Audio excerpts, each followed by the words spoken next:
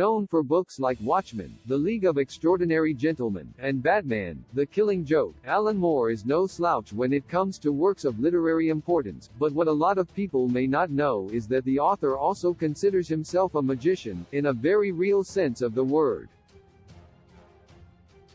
And one of the only reasons he chose magic was because he once got drunk in Northampton.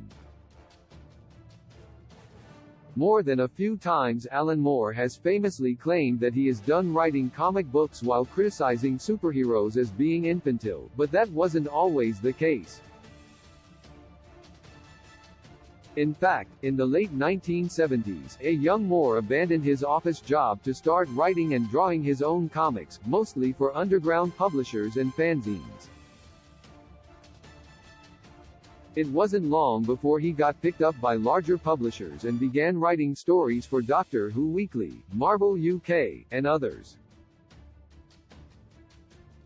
It was in this period that he wrote V for Vendetta, as well as Marvelman, Miracleman. This work propelled him into the U.S. mainstream and set the stage for some of his most well-known and respected works and contributions to the comic industry. Now in his later years, Moore has retreated from public life and specifically comics, but despite his reclusive nature, the famous author of many underrated comics books still gives interviews. Most recently, Alan Moore sat down with The Guardian to talk about his work, his life, and how he considers himself a practicing magician. The author sees himself as a ceremonial magician, someone who practices magic in the bardic tradition.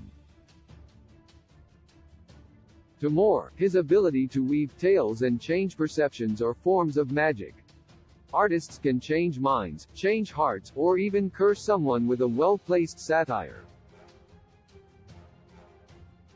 With the right string of words and imagery, a writer can change the very nature of truth and the fabric of reality for a reader of their story.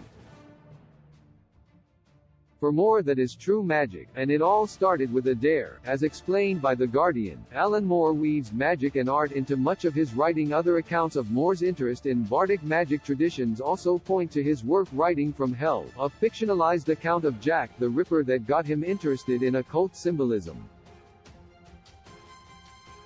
This comic was published between 1989 and 1998, putting it firmly in the same time period as Moore's Drunken Dare.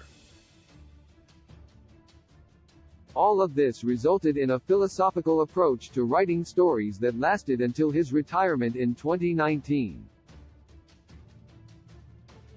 Moore's ideas of magic and art have found their way into a lot of works by the author, who also sports the long beard of a medieval wizard. For example, The League of Extraordinary Gentlemen is almost entirely about the importance of literature, especially in its battle between Prospero and James Bond.